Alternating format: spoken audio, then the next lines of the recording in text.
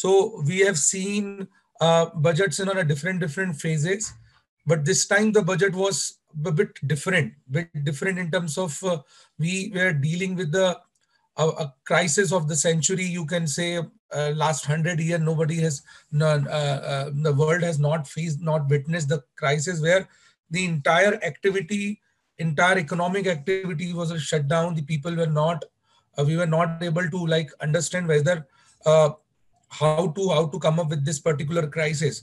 So considering all these scenarios, considering all these facts, this budget becomes really important as an India where the majorly the higher dependency depends on the performance of the economy based on the consumption of the people. So this budget actually makes really important to understand why this type of budget has been presented. And before I will like start with whether this budget was good, bad, or whatever, I have come up with a small poll. Okay, so you need to start with that, and after that the responses will be there, and then probably from the responses I will be analyzing it. Undoubtedly putting forward that it's a good budget or a bad budget, it's something which is very unbiased, very biased towards the analyzing of something. So let us begin with budget 2021 by asking you people how was the budget. So I'm starting with the poll. Okay, and under this poll it's a simple answers where excellent, good, average, bad can't say. So you just need to put forward, we'll take it, and then we'll move for the budget. So I'm launching a budget launching a sorry a poll. Just put forward your answers. Okay, so I'm ending the poll, and we have the result of this poll. So out of 58 responses, 47% has said it is a good budget. 16%, that is 9 people, said it's an excellent budget. And around 21 said it's an average budget. And around 3 people say can't. 3 people are not able to say. And the best part, which is bad, kisi ne bhi nahi mention kiya. So this is something which we need to understand. So let us try and understand the situation why this type of budget has been presented and why this budget की तारीफ सभी कर रहे हैं. अगर आप probably identify करें और budget को लेके अगर accept the opposition, like their work is to oppose everything, that is why they are in opposition. So excluding the opposition, the rest of the all intellectuals are saying this budget is really good. उसके कई important reasons हैं और वो कई important reasons को मैं systematically आपको discuss करूंगा. सी ये बजट्स में हम लोग का अल्टीमेट पर्पस होता है कि जो हिडन पॉइंट्स हैं, जो ऐसे पॉइंट्स हैं जो थोड़ा डिफिकल्ट टू अंडरस्टैंड है और जो इंपॉर्टेंट है आपको लर्न करने के लिए, आपके इन फ्यूचर में अंडरस्टैंडिंग के लिए, और जो आप पे इम्पैक्ट करते हैं उस पे ज्यादा एम्फेसाइज होता है. स्पेसिफिक नंबर्स, स्पेसिफिक कोई मतलब कोई पर्टिकुलर स्टैटिक पार्ट को मैं कवर नहीं करूंगा, which is available, enormously available in every single platform. So don't consider कि भाई स्पेसिफिक एक नंबर्स पे हम लोग फोकस करेंगे. Undoubtedly for quiz I think वो तो आपको कवर करना ही था, बट आज का मेजर पर्पस है कि ये बजट के पहले का प्रॉब्लम कैसे था एंड देन वो बजट ऐसा क्यों प्रिपेयर किया गया, उसको देखते हुए हम लोगों ने एक डिस्कशन रखा हुआ है. सेशन का प्लान ऐसा है कि मैं कुछ सेशन का डिस्कशन करूंगा अराउंड 45 से 50 मिनट्स के में, और 45-50 मिनट थोड़ा हो सकता है और ज्यादा भी लगे time, but after that you can come forward with your queries. Best part is आपको अभी अगर कुछ क्वेरी आती है, you just write down in your chat box, one by one I will discuss with the query, and last में हमारा question answer session रहेगा ही, उसमें भी you can unmute and answer the questions, ask questions. Okay. Lastly, I'm not a person who is involved in any specific political activity and anything. I'm just a learner. I'm just a person who's trying to analyze things. So don't expect कि I will be putting forward any specific point which is pertaining to one particular belief. I will be talking about why like this type of budgets और ऐसे budgets का क्या purpose होता है, ठीक है। सो ये बात को बिल्कुल ध्यान में रखिएगा। मेरा पर्पस और अल्टीमेट अंडरस्टैंडिंग ये है कि मैं आपको एक अनबायस्ड फेयर बजट के बारे में प्रेजेंटेशन दे पाऊं, ठीक है। So as we all know, ठीक है, this slide itself is saying everything about the budget, ठीक है। क्राइसिस में जब भी कभी क्राइसिस होता है, सिचुएशंस ऐसी होती है कि भाई इकोनॉमी ग्रो नहीं कर रहा है, उसी को क्राइसिस आप बोलेंगे। इकोनॉमिक ग्रोथ अगर नहीं हो रहा है, अगर इकोनॉमिक ग्रोथ नहीं है तो there are two major institution which actually comes and save the economy. Generally you will find the federal bank, जिसको हम reserve bank of India India में बोला जाता है, उसका अल्टीमेट काम होता है कि इकोनॉमिक ग्रोथ को वो कैसे इंप्रूव कर सके। और उसके लिए मैं अभी टेक्निकलिटीज में नहीं जाते हुए I am just telling you कि भाई डिफरेंट प्रकार का मॉनेटरी पॉलिसी के थ्रू फ्लो ऑफ मनी को कैसे कंट्रोल करके they can try and come up with the solution. So ultimately बैंकों को लैंड करके, बैंकों को इजी मनी प्रोवाइड करके क्राइसिस से निकला जा सकता है। अगर आप देखेंगे RBI is doing the similar thing in past 2-3 years immediately after the 2018 NPA crisis. We have seen that bubble have been come up and then constantly NPA के जो numbers थे वो बहुत बुरे आए, और उसके बाद आरबीआई ने constantly जो एक लिक्विडिटी का प्रॉब्लम था, उस लिक्विडिटी प्रॉब्लम को कम करने के लिए आरबीआई ने लैंडिंग चालू किया। बट अल्टीमेटली वो लैंडिंग उतना सक्सेसफुल नहीं हुआ। इसी कारण का भी एक रीजन था कि लैंडिंग में एक बड़ा इशू ये हुआ कि ब्रॉडली अगर आप देखेंगे तो majorly RBI has tried that landing ही हमारा लैंडिंग के थ्रू वो क्राइसिस से निकला जा सके। बट अल्टीमेटली आपने देखा होगा कि 2019-20 में इन्फ्लेशन वापिस रिपीट कर गया और लैंडिंग से बहुत ज्यादा इम्पैक्ट नहीं पड़ा। इनफैक्ट लिक्विडिटी का जो क्राइसिस था वो कन्वर्ट हो गया डिमांड क्राइसिस पे। So demand crisis we were already facing when the madam has actually presented the last budget.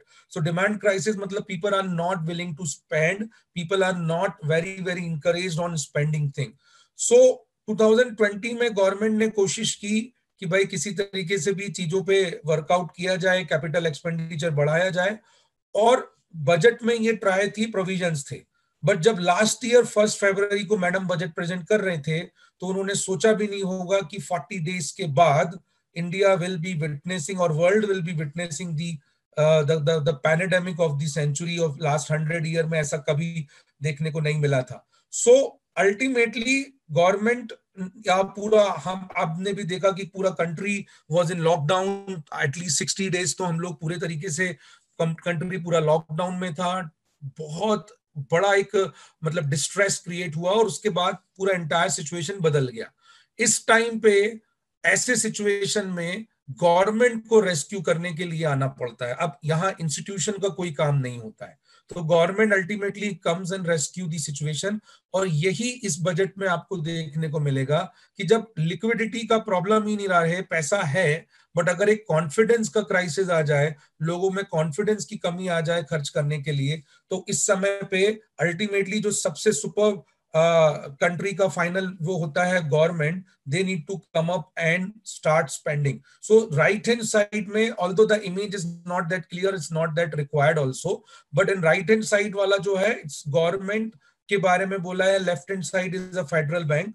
तो राइट हैंड साइड पे गवर्नमेंट ने ये जो बजट बनाया है ये कंप्लीटली ऑन दैट साइड है, ठीक है। मैंने आप में से कई बच्चों का ऑलरेडी प्री बजट सेशन कराया था, तब उसमें मैंने काफी बातें ये बात बोली थी कि अल्टीमेटली क्राइसिस से काम ऊपर आने के लिए गवर्नमेंट को स्पेंडिंग करनी पड़ेगी।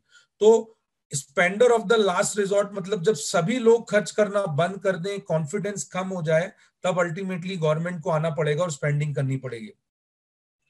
प्रैक्टिकली अगर आप एनालाइज करें, मैं जो बजट में अब धीरे धीरे आपके पास जाऊंगा, the wonderful thing about this budget is this budget multi dimensionally, multi sectorally, ये बजट सभी तरीके से स्पेंडिंग पे, कैपिटल एक्सपेंडिचर पे ज्यादा एम्फेसाइज करता है। इसीलिए ज्यादातर लोगों ने स्पेंडिंग पे ही फोकस किया। ज्यादातर जो इंटेलेक्चुअल्स थे, जितने भी इंटेलेक्चुअल्स थे, उन्होंने अगर इसकी तारीफ की है तो उसका रीजन ही यही है कि ये स्पेंडिंग पे, गवर्नमेंट स्पेंडिंग पे वर्क किया है। और most importantly government is not fearing of borrowing more money. तो आज आप चार्ट्स के थ्रू समझेंगे कि बोरो करने के बाद में भी गवर्नमेंट को बहुत ज्यादा डर नहीं लग रहा है, क्योंकि क्या होता है, बोरो करोगे तो जो रेटिंग एजेंसीज होती हैं वो आपकी डेफिनेटली डिग्रेडेशंस करती है। तो इसके लिए गवर्नमेंट नहीं कंसर्न कर रहा है, डर नहीं रहा है, और स्पेंडिंग पे काफी अमाउंट स्पेंड किया हुआ है। तो इसलिए ये बजट को one of the finest of the budget कहा जा रहा है मोदी गवर्नमेंट का। नॉट ऑल बजट्स में से, इनके पहले भी कई अच्छे बजट्स बनाए गए हैं, बट जितने भी अभी तक के टेन्योर रहे हैं मोदी गवर्नमेंट्स के, उसमें सबसे अच्छा बजट, क्योंकि दो मेजर रीजन। पहला, क्राइसिस में बजट पेश किया, और दूसरा बहुत ही ज्यादा ऑप्टिमिस्टिक है, बहुत ज्यादा आपके लिए फ्यूचरिस्टिक बजट है, एक सस्टेनेबल ग्रोथ की तरफ हम बढ़ रहा है। जैसे अगर आप सिंपल एग्जांपल लें यूके और यूएस का, वो लोग क्या करते हैं ऐसे क्राइसिस पे निकलने के लिए, सिंपल प्रिंट करते हैं करेंसी, सेंट्रल बैंक के हाथ में देते हैं, और सेंट्रल बैंक उसको 0% पे, और कुछ यूरोपियन नेशन पे -% पे भी आपको अमाउंट मिल जाता है, और आप खर्च कर दो और इससे क्राइसिस से निकल जाओ। इंडिया इस तरीके का सिचुएशन पे नहीं कर सकता है, ठीक है। तो कोशिश किया गया कि भाई कैपिटल एक्सपेंडिचर किया जाए, बट साइमल्टेनियसली बोरोइंग्स और जो लिमिटेशंस है उसको भी चेक किया जाए, ठीक है। फाइनली आपको मैं इसमें इस पॉइंट्स में लेके बेसिकली आपको मैं ये चीज समझाना चाहता हूं कि याद रखिए कि बजट जानना भी जरूरी है, और उसमें थोड़ा सा उसके अंडरस्टैंडिंग को समझना भी जरूरी है। एक एक घर को मैनेज करना, अगर हम देखते हैं कि एक घर मैनेज करना, जैसे पापा और मम्मी घर मिल के मैनेज करते हैं, ठीक है। अभी आप में से कई लोग इनकम अर्न करेंगे तो आपको पता चलेगा कि आप मैनेज कैसे करते हैं। जब आप एक घर को मैनेज करते हैं, देन यू फाइंड डिफिकल्ट अगर हमारा नॉर्मल सिचुएशन के बियॉन्ड कुछ चीजें हो जाता है तो सोचिए जब एक कंट्री को मैनेज करना है तो कितना डिफिकल्ट होता है, ठीक है। कंट्री में, जिसमें भी इंडिया जैसा कंट्री जो मल्टी डायमेंशनल है, ह्यूज 140 करोड़ की पॉपुलेशन के बाद, और इतनी इतनी डाइवर्सिटी होने के मैनेज करना task, finance minister is really really tough portfolio, where managing the things is really not easy as what we normally see। तो गवर्नमेंट के पास चैलेंज था बजट बनाने के लिए कि पैसा किधर से लाए, इनकम कहां से आए। तो गवर्नमेंट के पास इनकम लाने का अल्टीमेटली तो था।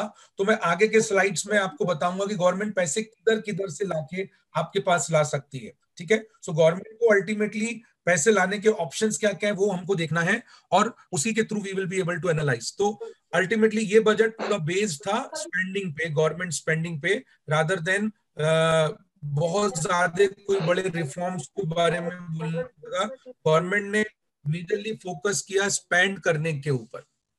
तो चलिए लेट अस बिगिन। अगर आपने बजट देखा हो, सो ये मेजरली लास्ट ईयर जो बजट था वो अराउंड 10-11 कुछ पिलर्स थे, उस पे बेसिस पे उन्होंने बनाया था। इस बार का जो बजट था वो they have actually mentioned the 6 important pillars. इसमें काफी डिटेल्ड में मेंशंस किया गया है। आप लोग ग्रुप में रहेंगे ही, तो मैं ग्रुप में आपको एक पीडीएफ शेयर करूंगा, और उसमें इसमें काफी डिटेल में इस बारे में बात किया गया है। 6 इंपॉर्टेंट पिलर्स जो है बजट 2021 के, उसमें मेजरली फोकस किया है नंबर 1 पे। ये मैंने काफी बार जब मैं प्री बजट सेशंस लिया हूं तब भी मैं ये बार बार बोलता रहा कि गवर्नमेंट का पहला प्रायोरिटी होगा हेल्थ एंड वेलबींग पे। तो वही हुआ भी। अगर आप देखिए बजट में पहला जो पिलर उन्होंने बताया है, हेल्थ एंड वेलबींग पे government wanted to spend, wanted to contribute really really well, because this pandemic has actually हमें एक ऐसे लूप होल के बारे में हमको अवेयरनेस दिया जो बहुत बड़ा क्राइसिस हो सकता है। बिल गेट्स ने ये क्राइसिस के बारे में, मैं आज ही पढ़ रहा था, 2015 में ही ये बारे में बताया था कि ऐसा कोई क्राइसिस इन फ्यूचर में आएगा। अब वो 2 और बड़े क्राइसिस की बात कर रहे हैं जो रिलेटेड टू सिमिलर होंगे। तो इस तरीके से अगर हेल्थ इंफ्रास्ट्रक्चर इंडिया का अच्छा नहीं है, then probably it will be a really difficult situation for a country like India, जहां पॉपुलेशन इतना वास्ट है और पॉपुलेशन का डेंसिटी बहुत ज्यादा है।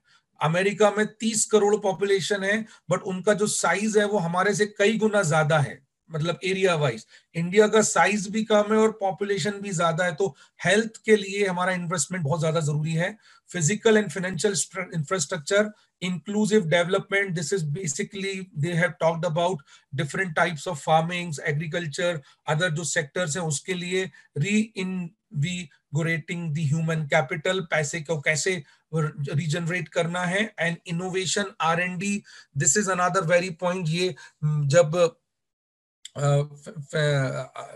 चीफ इकोनॉमिक एडवाइजर जो है मिस्टर सुब्रमण्यम, इन्होंने ये बात पे काफी इंफेसाइज किया था कि इंडिया अभी भी जुगाड़ पे वर्क करता है. जुगाड़ मतलब हम लोग कॉपी करते हैं दूसरी इकोनॉमीज को, तो वो कॉपी ना करने की जरा we need to focus on innovations and R&D. तो ये बजट का ये भी एक इंपॉर्टेंट पिलर है. और last is minimum government and maximum governance. This is the point. Every year from last so many years से कई सारे फाइनेंस मिनिस्टर ये लगातार बोलते रहे. But this is one of the major concern जो हमेशा से on a broader scale as a economy हम सबके सामने रहा है. तो ये 6 मेजर पिलर्स हैं. मैं इसमें बहुत ज्यादा डिटेल्ड आपको स्टैटिक पार्ट पे नहीं जाऊंगा. मैं आपके सामने एक बिल्कुल बेसिक स्ट्रक्चरल अंडरस्टैंडिंग में आपको देने वाला हूं. उसी के बेसिस पे हम लोग आगे प्रोसीड करेंगे भाई. ठीक है. So these are the 6 major pillars. ऊपर वाला जो कॉलम है उसको एक बार रीड करिए. आपको रूपी कम्स फ्रॉम में if you will analyse importantly यहां पर कुछ चीजों में जिसमें गवर्नमेंट की इनकम किधर से आता है वो अपन देखते हैं. सो देखिए, गवर्नमेंट की इनकम के मेजर सोर्सेज होते हैं टैक्सेस. पहला सोर्स होता है tax, that we should know. Second source होता है जी की गवर्नमेंट का असेट मोनेटाइजेशन, असेट सेल बोलते हैं सिंपल लैंग्वेज में उसको मैं, असेट्स का सेल. ठीक है, असेट सेल्स. एंड थर्ड होता है बोरोइंग्स. सो जो ऊपर वाला कॉलम है ये लास्ट ईयर का एस्टिमेट है, दिस वन. और इस सॉरी ऊपर वाला नहीं, नीचे वाला जो है वो लास्ट ईयर का एस्टिमेशन है. दिस ईयर का इस साल जो इन फ्यूचर में 21-22 का एस्टिमेट है. तो लास्ट ईयर में जो रिवाइज हुआ था वो अपने को देखना है. सो ये प्रिटी ऑब्वियस है अगर आपको एनालाइज हो रहा हो कि टैक्सेस दो प्रकार के हैं, डायरेक्ट और इनडायरेक्ट. डायरेक्ट टैक्स और इनडायरेक्ट टैक्स में, डायरेक्ट टैक्स में अगर आप देखते हैं 18 and 17, this is corporation tax and income tax. So last year that was approximately expected on a 35% of the government revenue, which has fallen to only what 27% पे आ गया. मतलब लगभग 8% का ड्रास्टिकली रिड्यूस है. कॉर्पोरेट टैक्स 18 से 13 हो गया है और इनकम टैक्स 17 से 14 हो गया है. So this is something which is one of the major thing that we need to understand. पैसे गवर्नमेंट को लाना है तो टैक्स सबसे बड़ा उनके पास सोर्स है, बट टैक्स का इनकम उनका कम होता हुआ दिख रहा है, ये आपको समझ आ रहा है. इसके बाद इनडायरेक्ट टैक्सेस में ये जो 3% है, 8% है, 15% है, दीज आर इनडायरेक्ट टैक्सेस, जिसको हम लोग बोलते हैं डायरेक्टली जो टैक्सेस नहीं प्लॉट किए जाते हैं. तो 18% का जीएसटी 15% पे आ गया, which is again a sign of really good real concern. Custom duty because import exports पे काफी हद तक, बहुत हद तक समय तक बैन ही था, अभी भी बहुत हद तक स्टार्ट नहीं है, तो 4% से वो 3% आया. ओनली जो एक्साइज ड्यूटी है वो 7 से 8% बढ़ा है. कोई बताएगा उसका रीजन क्या है? You can unmute and tell me. Let us make bit interactive also. Why this excise duty is increased? No one want to guess also why this excise duty is increased. This is related to our current problem. आज के problem से ही हमारा है. अगर आप newspaper में देखेंगे daily basis पे क्या आ रहा है, पेट्रोल एंड डीजल्स के प्राइसेस बढ़ रहे हैं. तो गवर्नमेंट के पास स्कोप है अपने इनकम बढ़ाने का, वो है टैक्सेस के थ्रू. तो ओनली एक जगह पे, और वो है एक्साइज ड्यूटी, जो कि ज्यादातर पेट्रोल एंड डीजल्स पे अप्लाई किया जाता है. ठीक है. एट प्रेजेंट पेट्रोल का प्राइस 95 रुपीज है. तो गवर्नमेंट ने वो इसलिए 95 हुआ है क्योंकि अभी सारे स्टेट एंड सेंट्रल, और एक बात क्लियर रखिएगा कि पेट्रोल डीजल के प्राइस बढ़ने में सेंट्रल गवर्नमेंट का अकेले हाथ नहीं है. ये भी आपको समझना है कि सेंट्रल एंड स्टेट दोनों गवर्नमेंट टैक्सेस लगाती है. तो जो स्टेट गवर्नमेंट अगर इस पे अपोज कर रहा है, वो चाहे तो एक्साइज ड्यूटी स्टेट का खत्म कर दे, ऐसा कभी होगा नहीं एक्चुअली. बेसिकली क्या है, सेंट्रल एंड स्टेट दोनों ही पेट्रोल डीजल्स पे इनकम लगाती है, तो ये भी 7 से 8% हो रहा है। इसका मतलब है कि गवर्नमेंट ने ज्यादा टैक्सेस लगाए हैं पेट्रोल एंड डीजल पे, ताकि और जो इनकम है एटलीस्ट थोड़ी तो कवर की जा सके। ठीक है, इसके बाद तीसरा, ये जो यहां से लेके यहां तक ग्रीन हिस्से तक जो पॉइंट्स हैं, ये टैक्स का इनकम है। टैक्स यहां से यहां तक टैक्स का इनकम आ रहा है। इसके बाद गवर्नमेंट के पास जो इनकम्स हैं उसमें से गवर्नमेंट, दूसरा जो पॉइंट है जो मैंने मेंशन किया है, असेट्स का सेल्स। तो असेट सेल्स मतलब अगर आप नॉन टैक्स रेवेन्यूज होता है और नॉन डेट कैपिटल रिसीव्ड होता है। तो नॉन टैक्स रेवेन्यू मतलब गवर्नमेंट जो रेवेन्यू कलेक्ट करती है फ्रॉम पब्लिक सेक्टर कंपनी से, गवर्नमेंट रेवेन्यू कलेक्ट करती है जो स्टेट गवर्नमेंट को लोन दिया उस पे इंटरेस्ट से, गवर्नमेंट रेवेन्यू कलेक्ट करती है जो रेगुलर बेसिस पे जो फीस चार्जेस की जाती है उस पे, तो वो भी 10% उम्मीद था जो कि 6% पे चला गया। और non debt capital receipt basically ये है असेट सेल्स।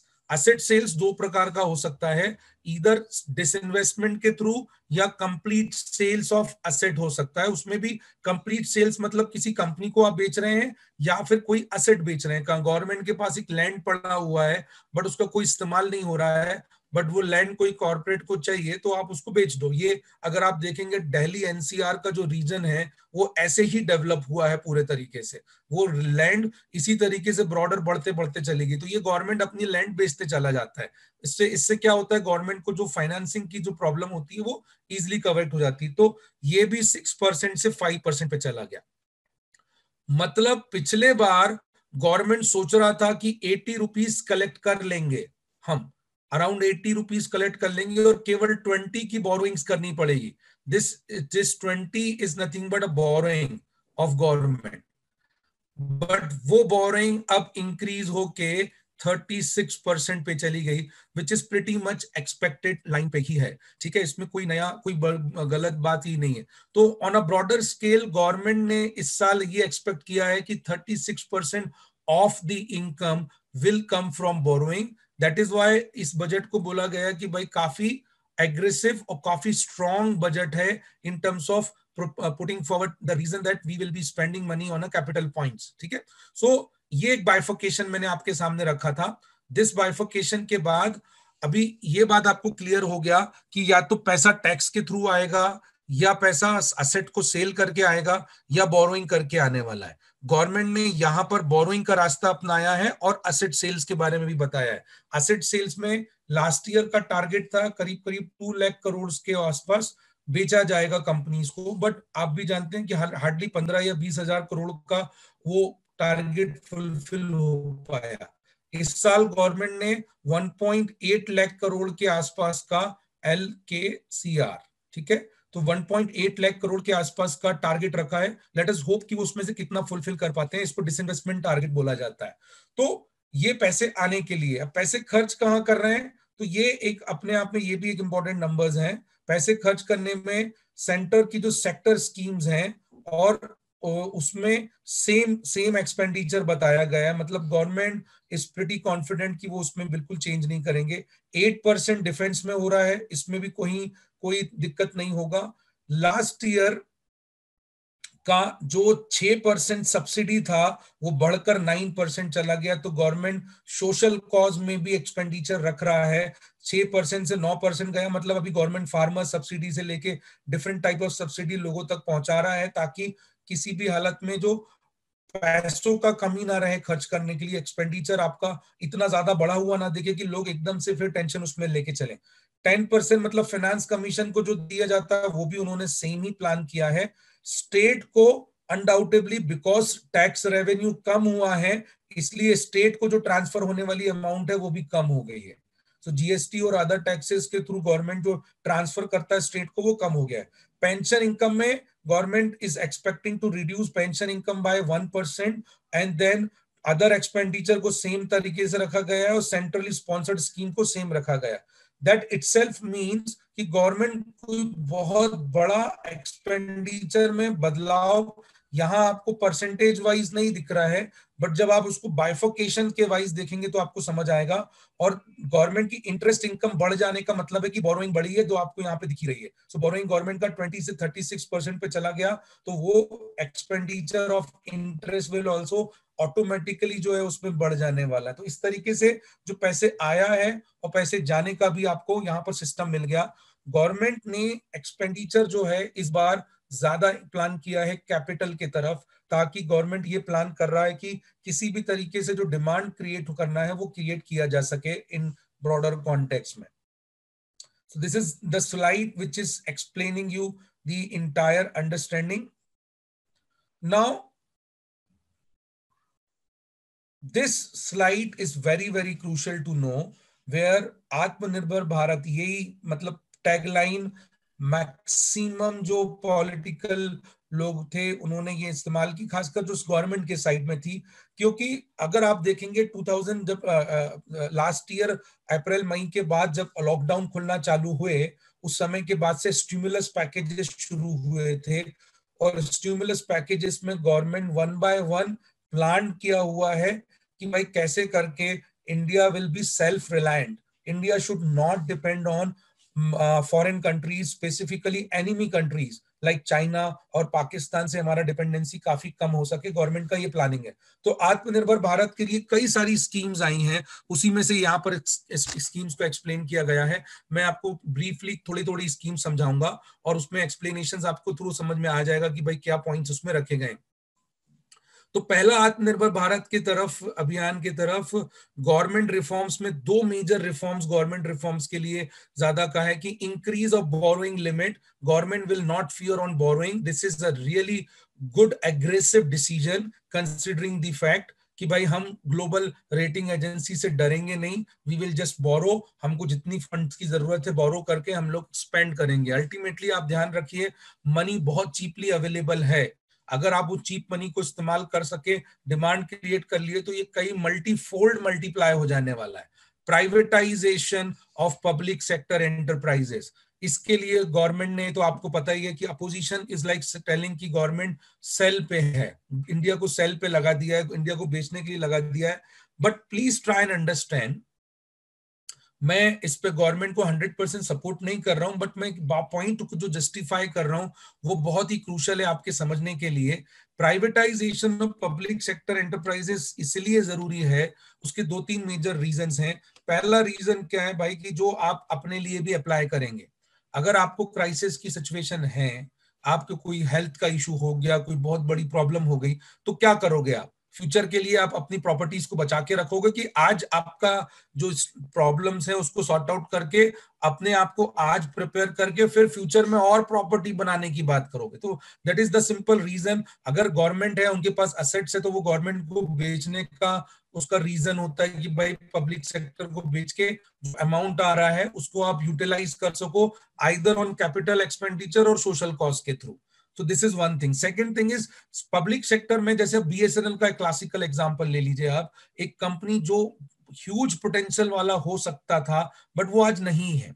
उसका मेन रीजन है 100% सेंट्रल गवर्नमेंट के थ्रू ओन्ड है वो, तो वहां पर पोटेंशियल नहीं है। उसका मेजर रीजन होने का एक बड़ा नुकसान ये हो रहा है कि लॉसेस बहुत ज्यादा है। तो अगर उसका कुछ हिस्सा अगर आप बेचते हैं तो उसका एक एडवांटेज ये हो जाएगा कि पब्लिक सेक्टर एंटरप्राइजेस में इन्वॉल्वमेंट प्राइवेट्स का भी होगा। 100% बेचने की बात नहीं हो रही है, ये ध्यान रखिएगा। मैक्सिमम टाइम पे गवर्नमेंट ने डिसइन्वेस्टमेंट के लिए बोला है। प्राइवेटाइजेशन एंड डिसइन्वेस्टमेंट में थोड़ा डिफरेंस है।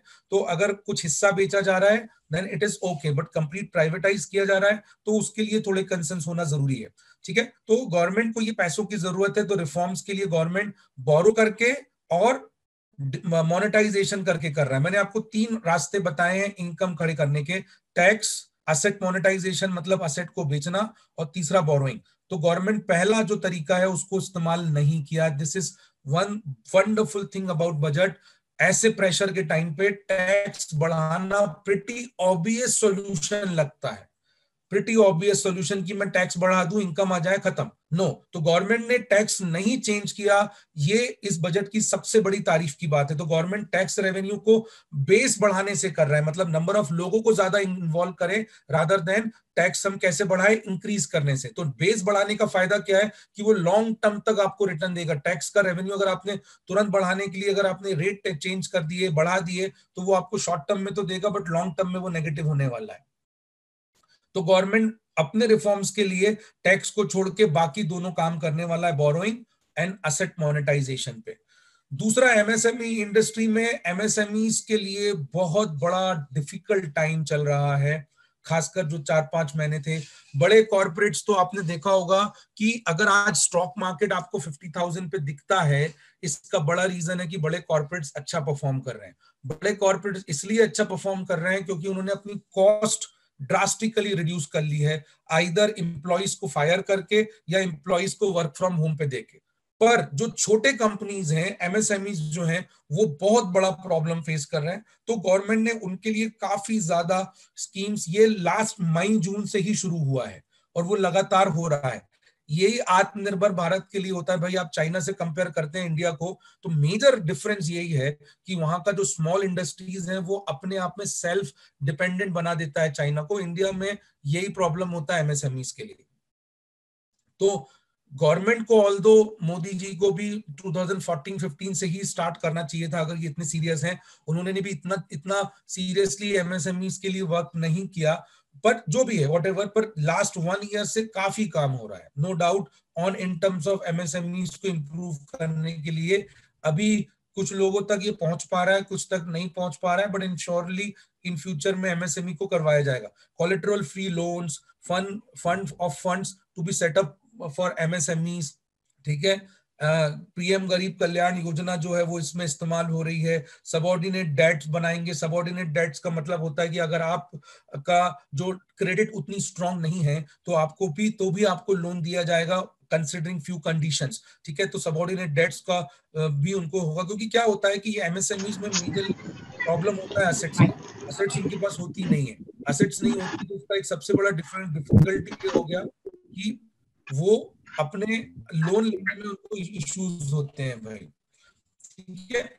तो सबऑर्डिनेट डेट्स के बाद डिसअलॉइंग, ये एक पॉइंट बहुत ही इंपॉर्टेंट है जिसके लिए बहुत हद तक एक तारीफ करना पड़ेगा गवर्नमेंट का, कि 200 करोड़ के अंदर वाले जितने भी टेंडर है उसमें कोई बाहर का कंपनी आ ही नहीं सकता है, आपको इंडियन कंपनी को ही देना पड़ेगा। तो ये अच्छी बात है ताकि यहाँ के जो कॉन्ट्रैक्टर्स हैं इनको वो हो सके, ठीक है। और डेफिनेशन ऑफ एमएसएमई चेंज करना है, मतलब एमएसएमई को और बड़ा दायरा देना है ताकि वहां पर लोग और अच्छे से इन्वॉल्वमेंट ले सकें और रजिस्ट्रेशन कर सकें। तो ये एमएसएमई के लिए लेकर पॉइंट है।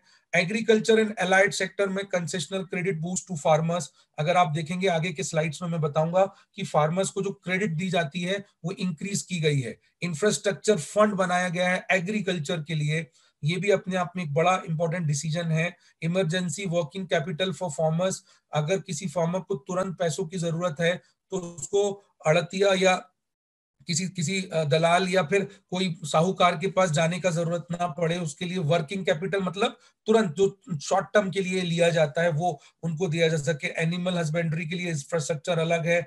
Amendment of the essential commodity good, ये फार्म लॉ के बारे में बात है। और एग्रीकल्चर मार्केटिंग रिफॉर्म, ये वही उसी की बात है। तो ये एग्रीकल्चर फार्मर्स जो रिफॉर्म्स है उसको लेके ये पॉइंट पुट फॉरवर्ड किए। Migrant workers had hurted really badly. We have seen specifically in the month of May. मई में लास्ट ईयर सबसे बड़ा क्राइसिस पूरी कंट्री में जो था तो वो माइग्रेंट वर्कर्स का इधर से उधर होना। अब वन नेशन वन कार्ड के से एक बड़ा बेनिफिट होगा। वन नेशन वन कार्ड मतलब राशन कार्ड। सो राशन कार्ड अगर आपके पास है वो इलेक्ट्रॉनिक फॉर्म में रहेगा, उसको लेके आप अपने कोटे का देश के किसी भी हिस्से में उसको आप इस्तेमाल कर सकते हैं। तो अगर कोई वर्कर माइग्रेंट है, जैसे यूपी का वर्कर, बिहार का वर्कर मुंबई में काम कर रहा है, तो वहां की राशन की दुकान पे जाके वो कार्ड दिखा के अपने कोटे का वो परचेज कर सकता है। इसके दो बड़े बेनिफिट है, एक तो माइग्रेंट वर्कर्स को प्रॉब्लम नहीं होगा, उनको अपना राशन मिलेगा। दूसरा जो बहुत बड़ा धांधली है, हालांकि आधार आने के बाद वो धांधली कम हुआ, बट अभी भी जो धांधली थी कि एक राशन पे कई लोग ले लेते थे, एक राशन कार्ड के थ्रू कई बार पैसा मिल जाता था, और जो डुप्लीकेशंस था और उसमें जो लीकेज था वो कम हो जाएगा। और free food grain supply to migrant, ये तो स्कीम चल ही रही है। अभी गवर्नमेंट लगातार ये फ्री फूड जो लास्ट ईयर स्टार्ट किया था वो अभी तक चल ही रहा है।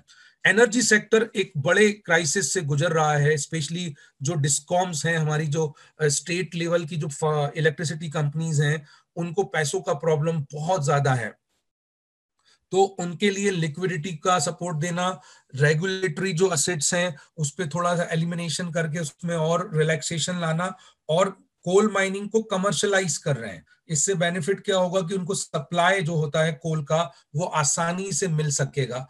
एंड लास्टली जो रिडक्शन ऑफ क्रॉस सब्सिडी, इसमें जो क्रॉस सब्सिडी होती है जिसके थ्रू कई बार क्या होता है कि स्पेसिफिकली एक पर्टिकुलर कंपनी को उसका उतना एडवांटेज नहीं मिल पाता है, तो वो एक एक उसको भी रिड्यूस करने पे गवर्नमेंट का इसमें इस बजट में पॉइंट दिया गया है। And lastly social sector, social sector में जो इंपॉर्टेंट पॉइंट्स है जिसमें सबसे इंपॉर्टेंट हेल्थ के लिए है, it's a really good you can say point government ने पुट फॉरवर्ड किया। और एक, अगर मैं ये तो नहीं कह सकता कि कोई चीज का इतनी कोई नेगेटिव थिंग का कोई एडवांटेज हो सकता है, बट फिर भी कोरोना का एक एटलीस्ट पॉजिटिव हमको ये मिला कि we are now more conscious about health, we are not more conscious about our entire structure of health, and then हम लोग काफी हद तक पहले से ज्यादा हाइजीनिक की तरफ मूव कर रहे हैं। इस पे भी गवर्नमेंट एक डिजिटल हेल्थ ब्लूप्रिंट ला रहा है ताकि स्लोली स्लोली लोगों को इंश्योरेंस में कवर किया जा सके। अगर आपने ऑब्जर्व किया हो, एक बड़ा डिसीजन गवर्नमेंट ने लिया है एफडीआई को लेके। एफडीआई जो था वो हमारे यहाँ पे इंश्योरेंस सेक्टर में पहले 26% था, फिर वो 49% था, अभी तक 49% था, वो बढ़ाकर 74% करने में का मेन रीजन यही है कि फॉरेन कंपनीज आए, यहां खरीदें, और पेनिट्रेशन ऑफ इंश्योरेंस बढ़ाया जा सके, मतलब दायरा बढ़ाया जा सके। गवर्नमेंट की लिमिटेशन है, वो नहीं खर्च कर सकता है। अगर आपने इंश्योरेंस किया हुआ है तो गवर्नमेंट को खर्च करने की जरूरत ही नहीं है, इंश्योरेंस कंपनीज आपको पे करेंगी। तो बिकॉज यहाँ पर जो इंश्योरेंस कंपनियां हैं वो प्योरली ओन्ड है यहाँ के लोकल कंपनियों के द्वारा, और यहाँ की कंपनियां या तो बैंक्स हैं या छोटी मोटी कंपनियां हैं, तो वो अपना एक्सपांशन नहीं कर पा रहे।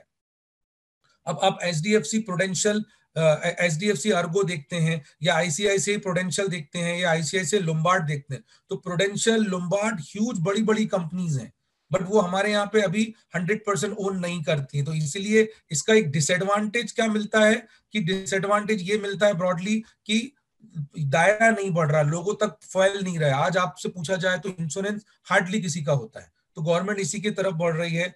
मनरेगा पे एलोकेशंस किए गए हैं, एडिशनल डेज बढ़ाए गए हैं।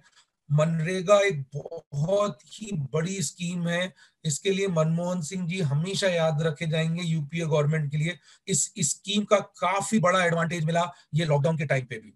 तो मनरेगा पे बहुत हद तक एक्सपेंडिचर कर रहे हैं गवर्नमेंट। टेक्नोलॉजी ड्रिवन एजुकेशन, मतलब अभी एजुकेशन में ये चीजें कंपलसरी, अभी आज हम वर्चुअली मिल रहे हैं, ठीक है। किसी ने कभी सोचा भी नहीं था कि हम इस तरीके से भी कोई बजट सेशन कर पाएंगे। लास्ट ईयर जब मैं बजट ले रहा था तो हम तो यही सोचते थे कि और किस तरीके से कैपेसिटी बढ़ाया जा सके। लास्ट ईयर कैपेसिटी हमारे हॉल का फुल हो गया था, तो इस बार और बढ़ाया जा सके, बट अब तो कैपेसिटी का जरूरत ही नहीं पड़ रहा है। आप घर पे बैठे हो, मैं अपने घर पे बैठा हूं, and technologically we are connected, and the same form of learning हो रहा है। ओनली थिंग इज जो हम लोग एक दूसरे से मिलके एनर्जी जो पास ऑन करते हैं वो नहीं हो पाता है, बट ठीक है, कुछ डिसएडवांटेज है तो, बट मेजर एडवांटेज भी है टेक्नोलॉजी के लिए। ई विद्या, नेशनल फाउंडेशन लिटरेसी, आपने देखा होगा government has come up with the national education policy, तो ये उसी को लेके गवर्नमेंट का अब एक्सपेंडिचर होने वाला। तो this is very very important and systematically planned expenditures हैं गवर्नमेंट के, काफी ब्रॉडर हैं। अभी ये बात आप पहले क्लियर समझ लीजिए, इफ यू थिंक कि गवर्नमेंट सिंपल ये प्रोजेक्ट अनाउंस करेगा और दूसरे दिन से इसके रिजल्ट्स आने लगेंगे, it is not possible. It actually takes time, it really takes time to come up with this solution. तो थोड़ा टाइम लगता है, बट मोस्ट इम्पॉर्टेंटली जो इमीडिएट एक्सपेंडिचर्स हैं, आगे के स्लाइड्स में आपको क्लियर होंगे, उसका रिजल्ट तुरंत आने लगेंगे, कुछ के तुरंत रिजल्ट्स आएंगे, अभी आप देखेंगे। सो मेजर एलोकेशन ये देख लो भाई, पैसे कहां कहां पे गए हैं अलग अलग मिनिस्ट्री को। अनडाउटेबली सबसे ज्यादा बड़ा जो कैपिटल एक्सपेंडिचर हमारा होता है वो हम लोग प्लान करते हैं, जो हमारा जो खर्चा होता है गवर्नमेंट का, not capital expenditure, entire expenditure I am talking about, तो सबसे बड़ा डिफेंस पे होता है। लास्ट ईयर और इस साल में बजट जो बोला जाए वो गवर्नमेंट का एडिशनल बजट में एक्स्ट्रा कुछ नहीं दिख रहा है। अगर आप देखेंगे 8% था और अभी भी 8% ही है, बट चाइना के साथ टेंशन होने के कारण लास्ट ईयर गवर्नमेंट ने बजट के अलावा 20,000 करोड़ का एक्स्ट्रा परचेस किया हुआ है। तो ये पिछले बार से इंक्रीमेंट ही मानिए आप, तो 20,000 करोड़ अगर हो रहा है एक्स्ट्रा, तो गवर्नमेंट ने उसको एड ऑन अभी करके नहीं किया है कि गवर्नमेंट इतना वो नहीं कर रही, but defence is one of the key thing. Then consumer affair and food distribution, यहाँ पर जो हम लोग फूड डिस्ट्रीब्यूट किए जाते हैं, तो ministry of consumer affair and public distribution में ये इतना पैसा खर्च होता है। होम अफेयर मतलब होम मिनिस्ट्री को अमित शाह जी जिसके मिनिस्टर है, ठीक है। रूरल डेवलपमेंट मतलब रूरल जो गांवों के सड़कों में डेवलपमेंट होता है उसके लिए, एग्रीकल्चर एंड वेलफेयर के लिए, इस तरीके से ये है। मिनिस्ट्री ऑफ रेलवे में लगभग 1 लाख करोड़ का इन्वेस्टमेंट है, तो 1 लाख करोड़ का ये जो इन्वेस्टमेंट कहलाएगा, ये प्योर कैपिटल एक्सपेंडिचर के तौर पे ही कहलाएगा, ठीक है। सो ये कैपिटल एक्सपेंडिचर जिसमें हो सकता है लाइनें बिछाई जा रही है या कंस्ट्रक्शन किया जा रहा है अलग अलग प्लेटफॉर्म्स का, चीजों पे बहुत सारे वो किए जा रहे हैं। तो ministry of road and transport जिसमें हमारे गडकरी जी मिनिस्टर हैं, मिनिस्ट्री ऑफ रेलवे, ये majorly capital expenditure, housing and urban affair, ये ज्यादातर रूरल डेवलपमेंट, ये जो है ये कैपिटल एक्सपेंडिचर वाले एक्सपेंसेस हैं, इस पे गवर्नमेंट का एम्फेसाइज बहुत अच्छा किया जा रहा है भाई। Now you can see government का कैपिटल एक्सपेंडिचर का ग्राफ बहुत बढ़ रहा है, ये प्रोग्रेसिव साइन है किसी भी इकोनॉमिक ग्रोथ के। याद रखिए गवर्नमेंट जो भी पैसा आता है, आप सिंपल सोचिए, आपके पास 100 रुपए आया, 100 रुपए में से आपने अगर 80 रुपए खर्च कर दिया और केवल 10-20 रुपए ही आपने अपने आप को सेव करके रखा, या फिर आप 100 में से मैनेज करके 50 से 60 रुपए खर्च कर रहे हैं और 50-60 रुपए जो बचे हुए उसको इन्वेस्ट कर रहे हैं, तो वो कहीं ना कहीं एक पॉजिटिव आपको रिटर्न देने वाला है फ्यूचर में। तो गवर्नमेंट का ग्राफ अगर आप देखते हैं, जो पिछले जो स्टार्ट हुए थे जब ओनली 1.97 लाख करोड़ था, इस बार जो है वो 5.54 है lakh crore. This is a real positive sign, this is what I am talking about, कि गवर्नमेंट का ये जो करेज है इन्वेस्टमेंट करने का कैपिटल के ऊपर, ये बहुत इंपॉर्टेंट है। कैपिटल एक्सपेंडिचर मतलब मेजरली आप देखेंगे मनरेगा में जा रहा है, इंफ्रास्ट्रक्चर में जा रहा है, पाइपलाइन प्रोजेक्ट्स पे जा रहा है, इसी के ऊपर चला जाने वाला है। तो गवर्नमेंट नाउ, और इसके अलावा भी गवर्नमेंट का दायरा बढ़ रहा है भाई, तो अभी हेल्थ इंफ्रास्ट्रक्चर क्रिएट करने में वो भी कैपिटल में आएगा। अल्टीमेटली आप बड़े हॉस्पिटल्स या बड़े कोई ट्रांसपोर्टेशन में उसमें क्रिएट करेंगे तो भी ये कंप्लीट होने वाला है। तो गवर्नमेंट का देखिए, अगर आप अंडरस्टैंड करें पिछले बार के कंपैरिजन में ये बड़ा है।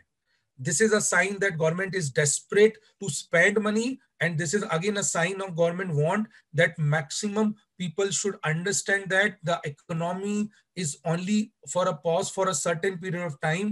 Now the things have been improved really good, and we are lucky enough to know this thing also कि भाई globally अभी तक पैंडेमिक गया नहीं है, इंडिया में ऑलमोस्ट चला गया है, ठीक है। तो ये एक साइन है हमारे यहाँ कि भाई गवर्नमेंट कैपिटल एक्सपेंडिचर को रिड्यूस नहीं कर रहा है। केवल एक बार अगर आप देखेंगे गवर्नमेंट का एक्सपेंडिचर रिड्यूस हुआ, वो भी मार्जिनली, और ये भी एकदम मार्जिनली था। बाकी गवर्नमेंट का जो ग्राफ है कैपिटल एक्सपेंडिचर के लिए वो बढ़ता ही चला जा रहा है।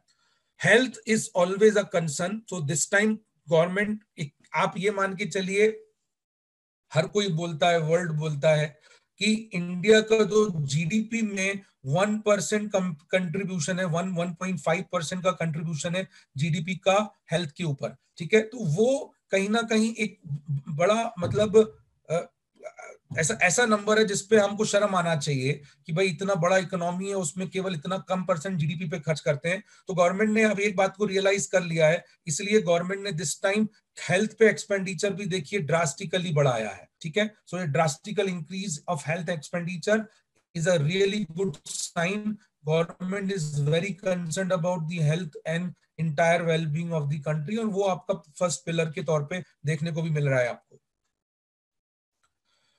हाँ भाई, सो जो किसान आंदोलन कर रहे हैं, ये चीज अगर आप उनको समझाएं तो आपको समझ में आएगा कि भाई गवर्नमेंट ने एमएसपी खत्म नहीं किया है, गवर्नमेंट का मिनिमम सपोर्ट प्राइस ऑलरेडी बढ़ा है, कम बिल्कुल भी नहीं हुआ है, और गवर्नमेंट ऑलरेडी अच्छा खासा अमाउंट खर्च कर रहा है भाई। तो अगर आप देखेंगे दो मेजर जो प्रोक्योरमेंट होते हैं, एक होता है पैडी क्रॉप पे और एक होता है व्हीट पे, तो ये आपको समझ में आएगा कि राइट हैंड साइड मतलब जो ब्लू वाला डॉट है तो करीब 80,000 करोड़ टच करता हुआ है गवर्नमेंट का प्रोक्यूरमेंट, और ये राइट हैंड साइड वाला वैल्यू मतलब लगभग लगभग 1,60,000 करोड़ पे टच करता हुआ दिख रहा है अपना पैडी वाला जो क्रॉप है, लेफ्ट हैंड साइड वाला वैल्यू। ठीक है, तो ये क्या है, ये मैं सिंपल लैंग्वेज में समझाऊं क्योंकि काफी हद तक इस पे बहुत डिस्प्यूट हो रहा है, और गवर्नमेंट लीगल गारंटी देने को क्यों नहीं पीछे पड़ा, ये मैं आपको क्लियर कर देता हूं भाई। एक बात आप समझिए, एमएसपी मतलब होता है गवर्नमेंट एक सपोर्ट प्राइस प्रोवाइड कर रहा है, अगर आपके पास बेचने का कैपेबिलिटी नहीं है तो गवर्नमेंट उसको खरीद लेगा। आपको जानकर आश्चर्य होगा कि गवर्नमेंट हर साल huge amount of money, exact number अभी आप देखो यहाँ पे दिख रहा है, केवल और केवल राइस और परचेस करने में, पैडी क्रॉप परचेस करने में ही, धान खरीदने में ही 1,60,000 करोड़ रुपए खर्च कर रहा है। वीट खर्च करने में करीब करीब 80,000 करोड़ रुपए खर्च किया जा रहा है। ऐसे अलग अलग अलग सीरियल्स होंगे, अलग अलग चीजों को खरीदने में गवर्नमेंट खर्च करता है। तो गवर्नमेंट वो अमाउंट खर्च करके वो या तो वो किसी को बेचेगा या फिर वो आपके गोडाउन में पड़ा हुआ है, वो खराब पड़ा रहेगा। ठीक है, आपने देखा होगा कई बार न्यूज में आता है कि इस पर्टिकुलर शहर का, ये मंडी का, यहाँ पर एक किसी न्यूज़पेपर में देखा गया कि इतना अनाज सड़ गया। तो भाई अब आप एक बात जरा सोच के चलिए, गवर्नमेंट चाहता ये है कि एज अ फार्मर आप सेल्फ डिपेंडेंट बने, कोशिश करें अपने प्रोडक्ट को सेल करने के लिए। आप जब अपने प्रोडक्ट को सेल करोगे तो आप मुझे बताओ, जब आप खुद अपने आप सेल करोगे तो ज्यादा अमाउंट बार्गेन करोगे रादर देन आप गवर्नमेंट पे खर्च करेगी, गवर्नमेंट परचेज करेगी। तो गवर्नमेंट ये चाहता है कि रादर देन आप मुझे बेचो, आप खुद से बेचने की कोशिश करो। बट अगर आप नहीं बेच पाते हो तो फिर मेरे पास आओ। गवर्नमेंट एक्चुअली अपना एक्सपेंडिचर ऑन प्रोक्योरमेंट खत्म करना चाहता है या बिल्कुल बिलो करना चाहता है, जो खत्म तो होना मुश्किल है, इम्पॉसिबल है, बट कम तो हो सकता है। अब आपको लगता होगा कि गवर्नमेंट क्यों कर रहा है भाई, फार्मर्स को नुकसान होगा, नहीं, आप समझिए गवर्नमेंट इसलिए कर रहा है क्योंकि गवर्नमेंट ये एक्सपेंडिचर जो गवर्नमेंट कर रहा है वो कहीं और इस्तेमाल कर सके। और अल्टीमेटली गवर्नमेंट के पास पैसा कहां से आ रहा है, मैंने आपको बता दिया, 3 तरीकों से। टैक्स आप पे करोगे तो गवर्नमेंट के पास आएगा, एसेट गवर्नमेंट की एसेट नहीं है, हम सबकी एसेट्स हैं, वो भी बेची जा रही है, या तीसरा अमाउंट है बोरो, बोरो करके दोबारा चुकाओगे, वो भी तो पैसा गवर्नमेंट अल्टीमेटली टैक्स के थ्रू ही चुकाने वाला है, तो आपको ही पैसा पड़ने वाला है। तो जो ये इंटायर स्ट्रक्चर बना हुआ है फार्म लॉ के लिए, उसके कुछ लूपहोल्स हो सकते हैं, that is I am agreeing. But आप एक बात समझिए कि किसी भी रिफॉर्म में आप 100% गारंटी दे ही नहीं सकते कि वो अच्छा ही होगा, या 100% गारंटी दे नहीं सकते वो बुरा होगा। सो इतना बड़ा एजिटेशन करने के पहले हमें ये सोचना पड़ेगा कि ये 100% सही है या 100% गलत है, ये इसके लिए टाइम देना पड़ेगा। लोग को 2 साल रुकेंगे, 3 साल समझेंगे, कोई हम जिंदगी भर तो खत्म नहीं हो रहा है। आप अल्टीमेटली 1 या 2 फसल आपकी देख के देखो, अगर आपको नुकसान होता है आपके पास ऑप्शन है, आप जाओ मंडी पे बेचो। बट गवर्नमेंट स्लोली स्लोली ये चाहता है कि प्रोक्योरमेंट हमको करना ना पड़े, क्योंकि पब्लिक डिस्ट्रीब्यूशन ट्रांसपोर्ट के लिए, पब्लिक डिस्ट्रीब्यूशन सिस्टम जो आपका किराना जो पैसे जो इंटायर गवर्नमेंट जो धान वान जो खरीद के रखता है, ये अपना राशन दुकान के लिए खरीदता है, बट राशन में जितनी डिमांड है उतनी ही कर पाता है, उसके बियॉन्ड जो है वो पड़ा रहता है, सड़ता रहता है और खराब हो जाता है भाई। तो गवर्नमेंट वो उसको रिड्यूस करने की कोशिश में है किसी तरीके से भी, इसलिए भी ये लॉज के लिए इतना इंपॉर्टेंट है, और इसलिए एमएसपी नहीं दे रहा। एमएसपी देंगे तो फिर क्या होगा कि फार्मर्स फिर अपना कोई कॉम्पिटिटिवनेस नहीं लेके आएंगे भाई। तो एमएसपी में कहीं से कुछ बढ़ोत कमी नहीं हुई है, ये साफ साफ यहाँ दिख रहा है। ये लगातार 2011 से लेके 2021 का ग्राफ है। ठीक है, ये ग्राफ्स में स्टैटिस्टिकली गवर्नमेंट का डेटा है, गलत होने का सवाल ही नहीं है, क्योंकि ये सर्वे रिपोर्ट है वो बनाई जाती है। टैक्स के लिए मैं ज्यादा कुछ नहीं बोलूंगा, क्योंकि आपको पता है एक आम आदमी के लिए ये बजट में कुछ भी बहुत बड़ा ड्रामेटिक चेंज नहीं था, ना पॉजिटिव ना नेगेटिव, तो इसलिए कुछ बहुत ज्यादा दिक्कत नहीं है। गवर्नमेंट ने एक पॉइंट जो मुझे अच्छा लगा वो मैं आपको बताऊं, ये है इंफ्रास्ट्रक्चर फंड्स में गवर्नमेंट ने बोला है कि आप इन्वेस्ट करो, वो टीडीएस के से एग्जेम्प्टेड रहेंगे। तो ये है रियल एस्टेट इंफ्रास्ट्रक्चर फंड या इन्वेस्टमेंट इंफ्रास्ट्रक्चर जो ट्रस्ट होते हैं वो, ये एक प्रकार का बॉन्ड है। अब आपको रियल एस्टेट में इन्वेस्ट करना है, अभी तक अपने को क्या पता है कि रियल एस्टेट में करने के लिए जमीन खरीदो, फ्लैट खरीदो, घर खरीदो, कुछ इस टाइप से खरीदो। बट अगर आपके पास उतना पैसा नहीं है तो भी अगर आपको इन्वेस्ट करना है तो भी कर सकते हैं बाय ये ट्रस्ट के थ्रू। तो ये ट्रस्ट के थ्रू करो, टीडीएस में आपको एग्जेम्पशन मिलेगा। बाकी जो पॉइंट्स हैं ये बहुत हद तक एक्सपेक्टेड कार्ड पे है।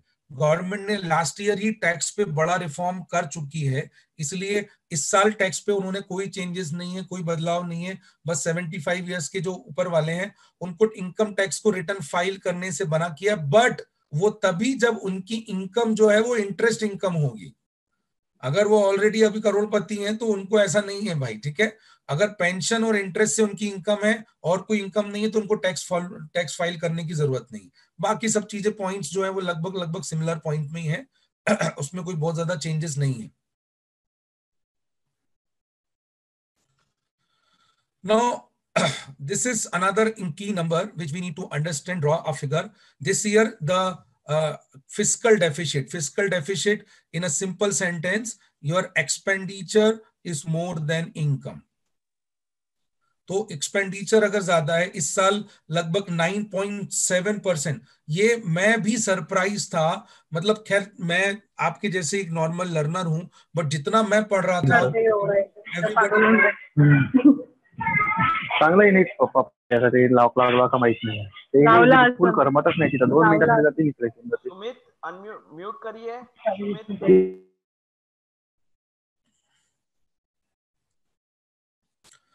हाँ, सो जितना मैं भी समझ रहा था कि जो फिस्कल डेफिसिट होगा वो मोर देन 10% होगा, मतलब डबल डिजिट में आएगा, बट वो 9 पॉइंट समथिंग परसेंट पे ड्रॉ हो गया।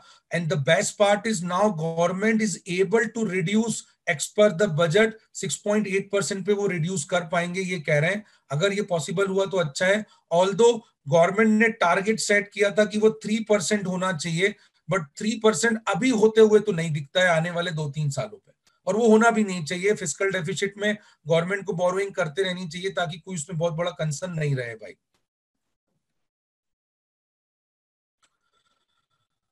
ये नेशनल इंफ्रास्ट्रक्चर पाइपलाइन जो प्रोजेक्ट्स हैं 2019 में ये स्टार्ट हुआ, इसका अल्टीमेट पर्पस था कि आने वाले समय पे जो हम मेजर सेक्टर्स हैं जिसमें से railway, urban development, road, energy, इनके ऊपर एक स्पेसिफिक फंड के साथ साथ हम एक स्पेसिफिक रोड मैप तैयार कर सकें। तो ये फंड्स में जो है प्रोजेक्ट सेक्टर का ये एलोकेशंस किया जा रहा है, और ये काफी हद तक अभी इसके रिजल्ट्स आप देखेंगे इन फ्यूचर में देखने को मिलेंगे। तो जो फंड होता है इंटायर, उसका बाइफिकेशन किया गया है इन पर्टिकुलर अमाउंट्स में। ये पूरा कैपिटल एक्सपेंडिचर क्रिएट करने के लिए किया जाता है।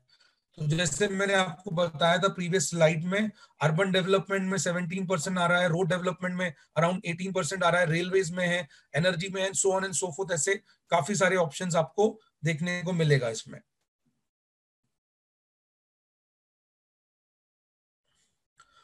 और स्कीम्स जो कैपिटल प्रोजेक्ट्स को क्रिएट करने में हेल्प करेगा, इसमें मनरेगा का जो स्कीम है, लास्ट ईयर गवर्नमेंट ने मनरेगा का स्कीम ड्रास्टिकली बढ़ा दिया था, काफी बड़ा अमाउंट बढ़ा दिया था। इस साल का जो बजट का एक्सपेक्टेड है वो 73,000 करोड़ है, क्योंकि ये बढ़ा इसलिए है क्योंकि माइग्रेंट वर्कर्स शिफ्ट हुए थे। इस कारण से यहाँ पर जो एलोकेशन था मनरेगा में, काम होने के बिगर भी ये गारंटी देता है मनरेगा, आपको पता होगा कि ये गारंटी देता है।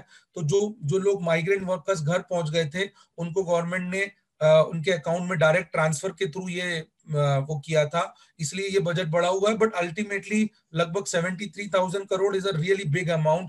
जब गवर्नमेंट यूपीए गवर्नमेंट ने शुरू किया था तो उस समय पे वो बजट 40,000 करोड़ के आसपास था, जो थोड़ा धीरे धीरे बढ़ के करीब 73,000 पहुंच गया। बाकी नेशनल एजुकेशन मिशन पे ये भी प्रोजेक्ट बढ़ा हुआ दिख रहा है पिछले बार से।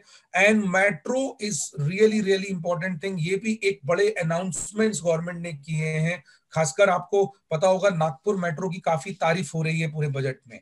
तो नागपुर मेट्रो और आई थिंक नासिक मेट्रो के मॉडल को काफी हद तक एक्सेप्टेंस पे लाके पूरे देश में बड़े जो इंपॉर्टेंट शहर हैं वहां पे मेट्रो का जो वो, इन सब का एडवांटेज क्या है भाई? मनरेगा का एडवांटेज क्या है?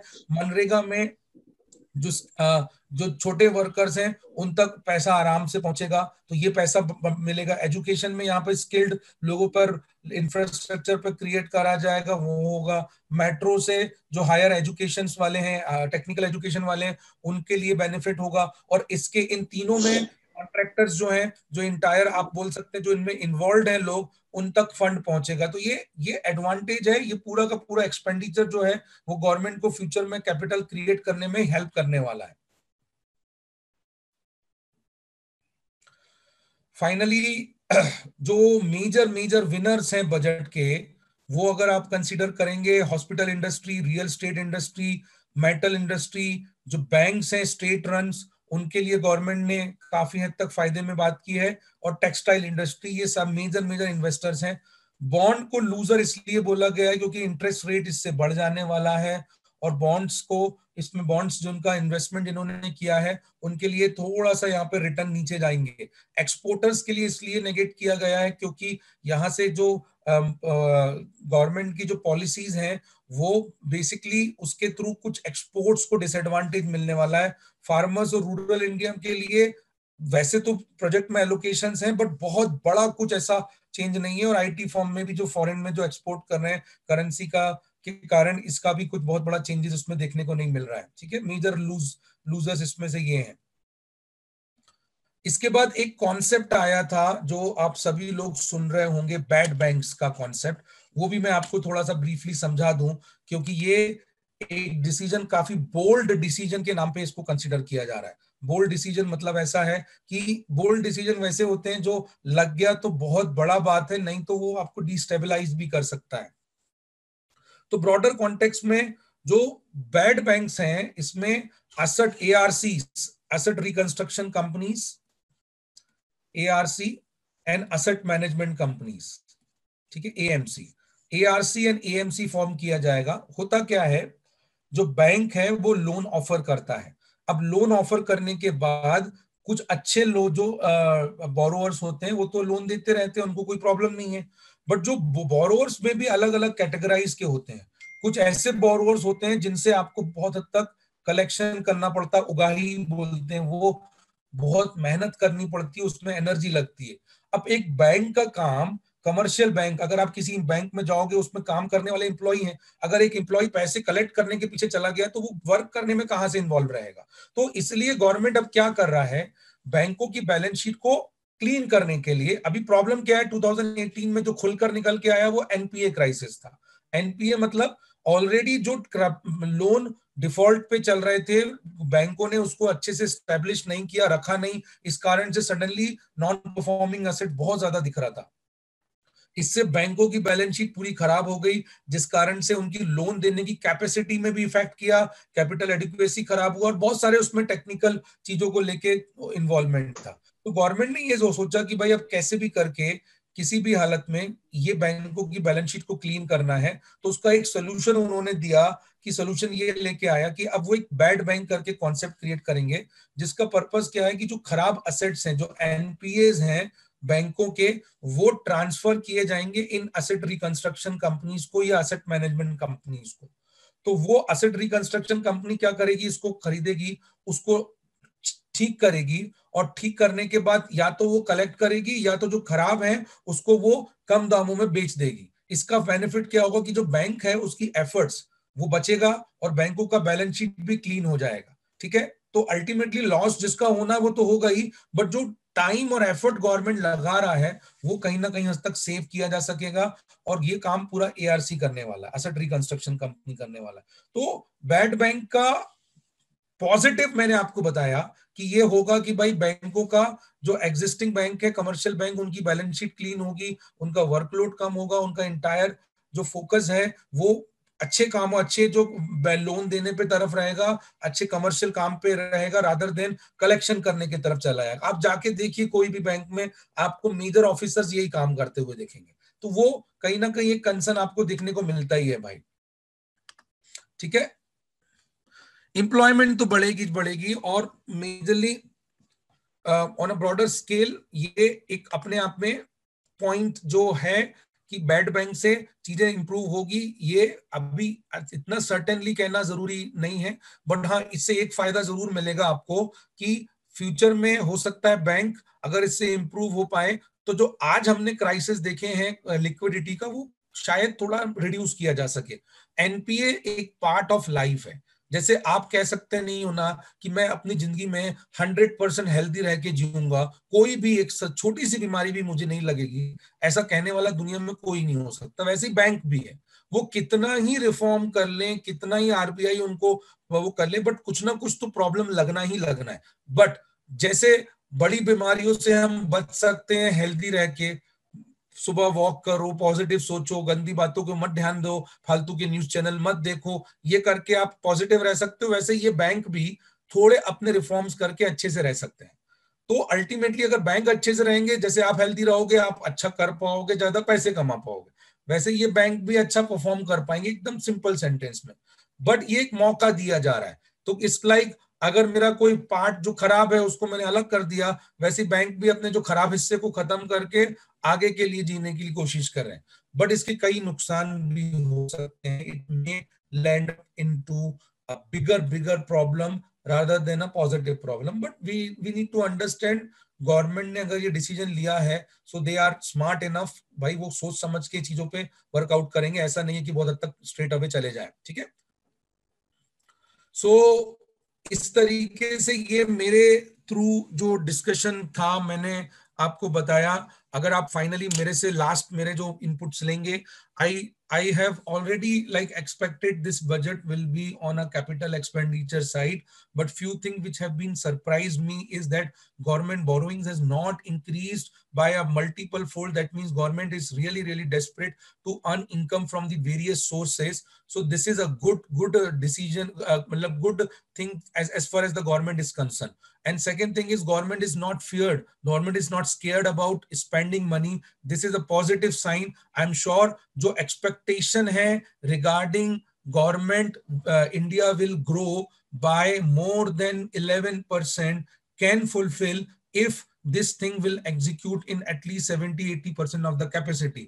Already India has contracted by 7.7%, but for the next financial year, we are expected to grow by more than 11%. This can be one of the very promising thing, but उसको 11% पे केवल ऐसे अपन पहुंच नहीं सकते थे, तो गवर्नमेंट ने उसको पुश करना था, तो गवर्नमेंट ने पुश किया है। अब इसके बाद कई और भी फैक्टर्स हैं, बट मेजरली वो फैक्टर्स को अभी किस तरीके से एग्जीक्यूट किया जाता है वो अपन देखेंगे भाई। So let us start with the question answer session. I am sure you might have some questions on it, तो उन questions को आप पूछिए। Let us have a discussion on this. Sir, can you tell me the difference between fiscal deficit and budget deficit? Fiscal deficit and sorry Ishan, budget deficit. देखिए fiscal deficit मतलब जो projected हम fiscal जो income और expenditure के difference में रहता है, राइट। और बजट डेफिसिट इज जो बजट गवर्नमेंट ने प्लान किया है और जो रेवेन्यू आया है उसके ऊपर डेफिसिट रहता है। फिस्कल मतलब एक्चुअल जो डेफिसिट हुआ, बजट मतलब जो हमने प्लान किया था, राइट। आपने प्लान किया था 100 रुपए और खर्च किए 120, बट एक्चुअल में आपने खर्च कर दिए 150 और income I 90।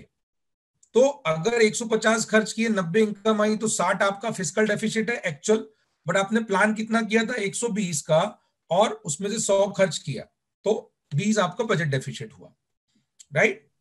Okay, thank you sir. हाँ, सो एक सेकेंड ना, आंसर सरफेसी एक्ट, भोयर जी ये थोड़ा सा डिटेल्ड डिस्कशन है, मैं आपको ब्रीफली आपको बता देता हूं। Securitisation and asset reconstruction act ये है, सरफेसी जो एक्ट है बेसिकली ये नरसिम्हन कमेटी 2 का पार्ट था। इसका मेजर पर्पस ये था कि गवर्नमेंट जो बैंक्स हैं वो अपनी इलिक्विड एसेट कौन सी होती है? इलिक्विड मतलब जो होम लोन, पर्सनल लोन। अभी होम लोन मैंने आपसे लिया तो मुझे 20 साल बाद पे करना है, तो वो इलिक्विड हो गया, मतलब धीरे धीरे धीरे धीरे 20 साल तक मैं पे कर रहा हूं, तो 20 साल तक रिटर्न आएगा। तो ये इलिक्विड एसेट को फाइनेंशियल एसेट में कन्वर्ट करने को सिक्योरिटाइजेशन कहते हैं। ठीक है, अभी मैं इसको टेक्निकल नहीं लेके जाना चाहता हूं क्योंकि आई एम श्योर बहुत सारे बच्चों के लिए ये एकदम ही नया है। ठीक है, तो सिक्योरिटाइज करने के लिए ये एक्ट आया था, उसके काफी एडवांटेज हुए और उसके एडवांटेज के चलते ही कई सारी असेट्स जो है आज मतलब प्रॉपर्ली रिवैल्यूड हो पाएंगे। तो ये एक अच्छा रिफॉर्म था, मान के चलिए। Yes, okay sir. Compliance burden का मतलब है कॉम्प्लायंस इज समथिंग, रिस्ट्रिक्शन है ना, हर चीज पे पूछताछ करना। सिंपल लैंग्वेज में साक्षी, मम्मी आपसे पूछती है शाम को किधर जा रहे हो, कितने बजे आओगे, किससे मिलोगे, क्या खाओगे, तो ये कॉम्प्लायंस है आपकी मम्मी के आपके लिए। ठीक है, वैसे ही गवर्नमेंट जो होता है उसके भी कॉम्प्लायंस होते हैं। गवर्नमेंट भी क्या करती है भाई, पूछती है ये पैसा कितना लगाओगे इस पे, इससे कितनों को जॉब दोगे, ये यहाँ पर ये प्रदूषण होगा क्या, यहाँ ये होगा क्या, वो होगा क्या, ये जमाने भर का कॉम्प्लायंस है। ठीक है, और क्वेश्चंस आप कॉमन पूछिए, पर प्राइवेटली मत पूछो, कॉमन पूछो तो अच्छा रहेगा। What is the point of provident fund in the budget? Provident fund वो पेंशंस के थ्रू जो है ना बेटा, प्रोविडेंट फंड मतलब जो पीएफ गवर्नमेंट कंट्रीब्यूट करता है उसमें पेंशन इनकम कंट्रीब्यूट करता है ना, गवर्नमेंट का थोड़ा ना पीएफ है। पीएफ तो जो इंप्लॉइज होते हैं उनका होता है, उसमें गवर्नमेंट अपनी हिस्सेदारी देता है, तो वो पॉइंट है।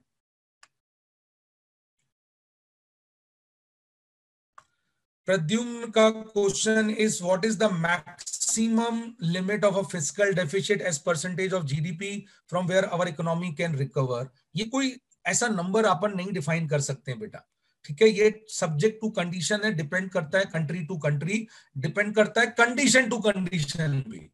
अभी कंट्री टू कंट्री इसलिए बोला क्योंकि इंडिया जैसी इकोनॉमी जो अपनी जीडीपी का 70-80% ही टोटल बोरोइंग करके बैठा हुआ है, टोटल बोरोइंग में इंटरनल एक्सटर्नल दोनों है। जब आप चाइना को देखेंगे वो अपनी जीडीपी का 120% बोरो करके बैठा है। तो ये डिपेंड करता है, चाइना में स्पेंडिंग उतनी है, चाइना पैसा खर्च करता है, इंडिया में स्पेंडिंग उतनी नहीं है, तो इंडिया के लिए अलग है। अब कंडीशन टू कंडीशन क्यों बोला? क्योंकि अभी एक नॉर्मल सिचुएशन नहीं है, अभी एक एबनॉर्मल सिचुएशन से डील कर रहे हैं हम लोग, तो अभी स्पेंडिंग ज्यादा करना पड़ेगा। तो डिपेंड करता है, ये आप ऐसे नंबर को डिफाइन नहीं कर सकते। ये याद रखिएगा, economics is not maths, economics is not science, economics is mother of all subject which consider each and every factor, और उसमें सबसे बड़ा फैक्टर होता है आपकी अंडरस्टैंडिंग, है ना। तो वो डिपेंड करेगा चीजों को लेके कि फिस्कल डेफिसिट की भाई अभी रिक्वायरमेंट कितनी है एंड फ्यूचर में रिक्वायरमेंट कितनी होगी। ठीक है, ऐसा कोई नंबर नहीं दे सकते, बट हाँ इंडिया ने टारगेट सेट करके रखा था लास्ट ईयर तक 3% पे लाएंगे। ठीक है, जो इस साल कितना हुआ, 9% पे आ गया, 9.5% पे, और अगले साल एक्सपेक्टेड कितना है, 6.5% पे। गवर्नमेंट ने इनफैक्ट एक एक्ट भी बनाया है जिसका कोई काम नहीं होता है। ये हमारे यहाँ प्रॉब्लम्स हैं थोड़ी सी, इतने आसानी से हमारे यहाँ चीजें एग्जीक्यूट नहीं होती। आप अभी देख ही रहे होगे जो आंदोलन चल रहा है, ये एक बहुत अनफॉर्चुनेट सिचुएशन है कि ये किसी भी गवर्नमेंट के साथ होता है। प्रैक्टिकली कोई भी रिफॉर्म करने जाता है यही होता है भाई हमारे यहाँ, तो इतना आसान नहीं है एग्जीक्यूशन हमारे लिए। हाँ भाई, और हाउ एनपीआई इंक्रीज? बेटा इसमें तो गवर्नमेंट का कंट्रीब्यूशन है। Ajay is asking national infrastructure pipeline के लिए कैसे इंक्रीज होगा? वो तो गवर्नमेंट जितना इन्वेस्टमेंट करेगा इन सब चीजों पे, ये इन्वेस्ट होता जाएगा, और इसमें गवर्नमेंट ने हमको अलाउ किया है इन्वेस्ट करने के लिए। आप और हम मिलकर अलाउ कर इन्वेस्ट कर सकते हैं, तो अभी गवर्नमेंट चाह रहा है कि ऐसे प्रोजेक्ट्स में हम भी इन्वेस्ट करें। ठीक है, वो एक उन्होंने एक फंड भी क्रिएट किया है, वो फंड का नाम मैं एकदम से रिकलेक्ट नहीं कर पा रहा हूँ, नहीं तो मैं पहले भी बोलता था आपको। फंड भी बनाया है गवर्नमेंट ने इंफ्रास्ट्रक्चर के लिए, NIIP जो है, national investment and infrastructure fund के तौर पे, प्रोजेक्ट के तौर पे, राइट। तो वो भी पाइपलाइन, नेशनल इंफ्रास्ट्रक्चर पाइपलाइन। नहीं, वो नेशनल इंफ्रास्ट्रक्चर पाइपलाइन का मतलब है कि कितने प्रोजेक्ट हमारे फ्यूचर में काम कर रहे हैं आगे के लिए, उसके लिए पैसा कहां से आएगा। तो नेशनल इंफ्रास्ट्रक्चर इन्वेस्टमेंट फंड करके भी गवर्नमेंट ने बनाया है, तो वो इंक्रीज करने के लिए बेसिकली गवर्नमेंट को कंट्रीब्यूट करना है, हमको कंट्रीब्यूट करना है, तो वो वैसे इंक्रीज होगा नेशनल पाइपलाइन वाले जो प्रोजेक्ट्स हैं, राइट। और कोई क्वेश्चंस? यस यस, आप कुछ पूछ रहे थे बेटा, बोलिए।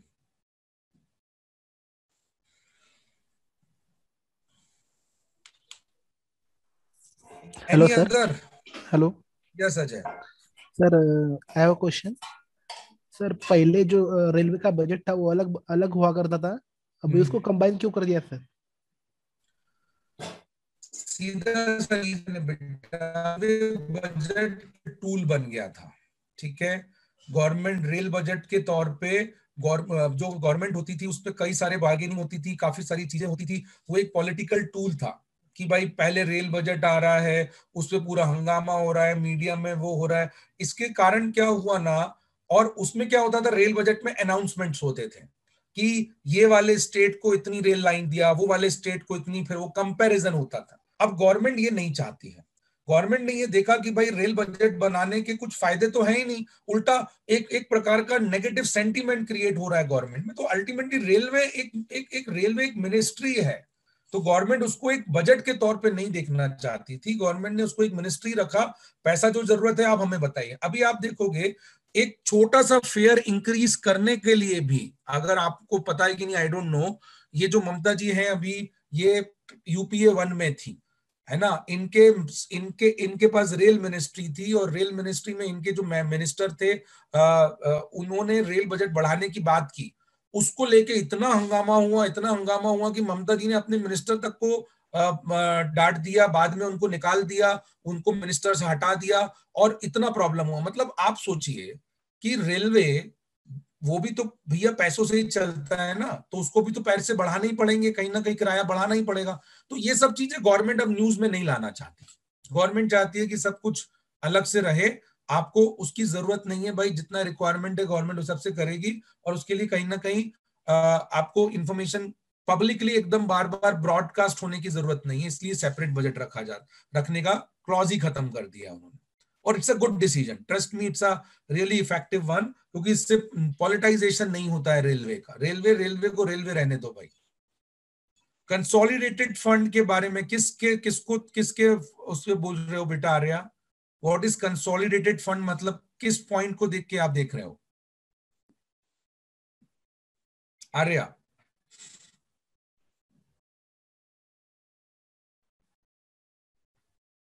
अच्छा, ऋषिकेश का आंसर इस क्वेश्चन जो है वो बहुत छोटा सा है, मैं आपको क्लियर कर दूं।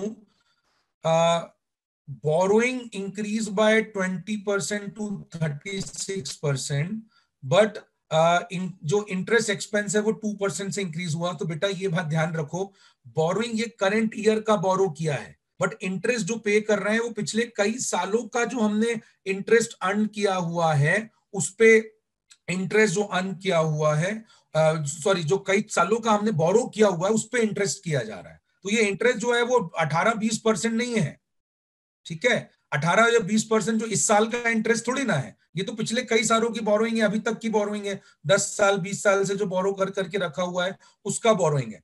तो ये जो 20 to 36% है, ये पैसा हमारे पास आया है, बट उसका उतना ज्यादा इन्वेस्टमेंट नहीं हुआ है। मतलब उतना आप ये मत सोचिए कि वो इंटरेस्ट जो है उसी पे हम इंटरेस्ट पे कर रहे हैं, इंटरेस्ट तो हम टोटल पे करते हैं पिछले कई सालों का। रत्नश्री प्रिया का बहुत इंपॉर्टेंट क्वेश्चन है, और आई थिंक ये पॉइंट मुझसे मिस हुआ, वो था प्रोडक्शन लिंक्ड इंसेंटिव, PLI। ये भी एक ह्यूज, मतलब कह सकते हो अनाउंसमेंट है, बड़ा गवर्नमेंट का इनिशिएटिव है। बेसिकली PLI का मतलब हुआ कि जो बाहर की कंपनीज हैं वो मैन्युफैक्चरिंग अगर बाहर करती हैं और उसकी जगह वो हमारे देश में मैन्युफैक्चर करें और वो यहां आए, तो आपको हम आपके सेल्स प्राइस पे, प्रोडक्शन पे उस पे हम इंसेंटिव देंगे, एक स्पेसिफिक और प्राइस मिलेगा। तो फॉर एग्जांपल के तौर पे सैमसंग ने प्लान किया कि अब मैं सारे के सारे मोबाइल जो है, मोबाइल पे सबसे ज्यादा इन्होंने अप्लाई किया क्योंकि मोबाइल की डिमांड इंडिया में ह्यूज है और इसके लिए वहां की कंपनीज बहुत हद तक देख रही थी। तो सैमसंग ने प्लान किया कि भाई मैं अब इधर ही बनाने वाला हूं मोबाइल। तो इधर बनाने के बाद सैमसंग इन्वेस्टमेंट करेगा और जो भी करेगा, और कोई एक फोन है वो 15,000 रुपए का फोन है, तो गवर्नमेंट बोलता है कि भाई उस पर 5% तक, 5 से 10% तक मैं आपको इंसेंटिव दूंगा, एक्स्ट्रा इंसेंटिव। मतलब नेट प्रॉफिट 500 से लेके 1000 की 750 से लेके 1500 के बीच में उसको कंपनी को मिलने वाला है। तो वो एक्स्ट्रा बेनिफिट होगा, ये इंकरेज करेगा उन कंपनीज को, या जो हमारे देश की भी कंपनीज हैं जो बाहर से इंपोर्ट कर रही हैं।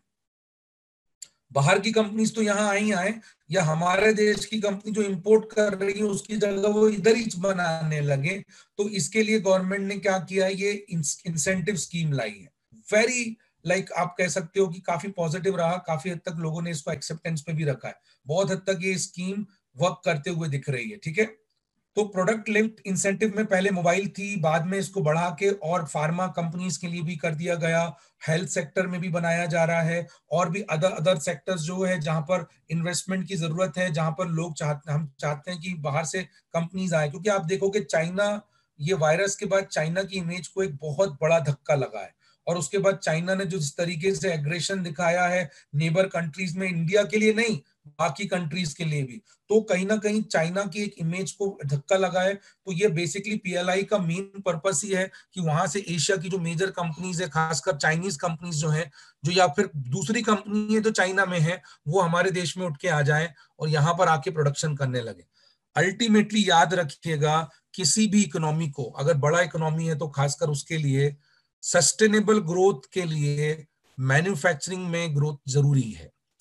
मैन्युफैक्चरिंग का कंट्रीब्यूशन ज्यादा जरूरी, क्योंकि manufacturing is stable, sustainable. IT में ग्रोथ जो है वो बहुत हद तक डायनामिक होती है, वो एकदम बम से बूस्ट हो जाती है या फिर एकदम नीचे भी चली जाती है। एग्रीकल्चर का जो है वो एक स्टेबल होती है। तो अगर आपको इकोनॉमी को वाकई 5 ट्रिलियन 10 ट्रिलियन पे लेके जाना है तो मैन्युफैक्चरिंग को बढ़ाना पड़ेगा, और उसके लिए ये स्कीम बनाया गया है। कंसोलिडेटेड फंड का मतलब मैं अभी तक क्लियर नहीं हूं किस पॉइंट को लेके आप बोल रहे हो। Arya will talk about this, आप मुझसे बाद में पूछ लीजिएगा।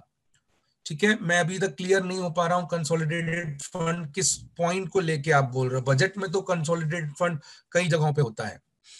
Slightly off the budget but preferring Reliance would Future Group deal, नहीं अभी नहीं Pradyumna, we will not talk about Reliance and Future Group का डिटेल, क्योंकि इससे अभी बहुत हद तक इससे एक नेगेटिव पॉइंट बजट को लेके आप मैं बात कर सकता हूं, वो है गवर्नमेंट का इन्वॉल्वमेंट इन टाइप्स ऑफ की डील में। ठीक है, ये अल्टीमेटली एक सेटबैक है इंडिया के इमेज पे कि अमेजॉन जो बाहर का कंपनी है वो कहीं ना कहीं हमारे देश में इन्वेस्ट करता है ट्रस्ट के साथ, और उसका ट्रस्ट का ब्रीच हो रहा हुआ दिख रहा है। अभी केन्स एनर्जी के साथ ऑलरेडी इंडिया हार चुका है, इसके पहले वोडाफोन के साथ हारे हैं। ये इसमें आप मोदी गवर्नमेंट की हार और ये कांग्रेस गवर्नमेंट की हार को मत देखना, ये गवर्नमेंट की हार है central.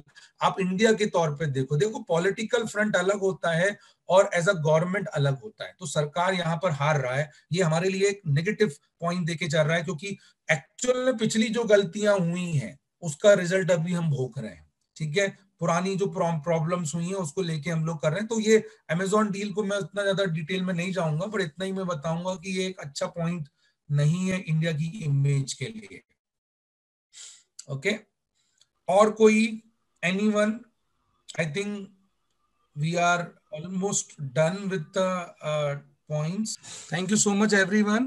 Yeah. And please go forward and read it carefully, the entire sections, and keep reading, not only for once but keep reading is the key for entire knowledge. Okay, thank you so much. God bless you everyone.